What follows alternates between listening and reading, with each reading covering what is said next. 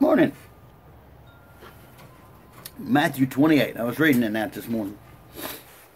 And, that's basically where Jesus, he reaches his end of his ministry altogether. He had come, he lived, he was crucified, and then 3 days later he rose again, and then he hung about for a bit. And in Matthew 28, this is where he's given his final instruction before he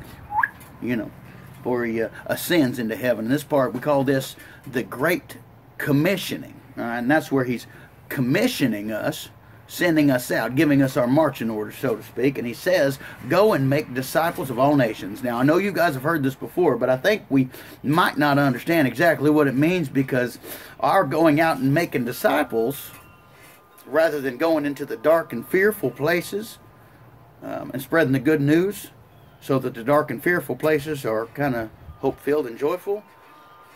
Well, instead of that, our discipling may look a little bit more like, well, this. Share the good news, eh? Make disciples. I know. Babcock down the way goes to the Presbyterian church. I'll speak with him, share the good news, and then he'll go to our church. Our numbers will grow, and I'll be doing the work of the Lord. Oh, yeah, it sounds divine. Hey, what about me, mate? I don't go to church. You got any good news for me, hey?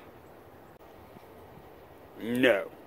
You're dirty, ugly, and off-putting, and I'm going to speak to the Presbyterian. Good day. Henry! What a pity. Could have used some good news. Oh well. I guess I'll just go knock over a bank instead. See, sharing the good news ain't about making your church bigger. It ain't about reaching folks that already been reached. It's about making sure that everybody knows that there's hope. So, you, funny talking feller. No, the one what's ugly and off-putting. Come over here, I want to tell you something.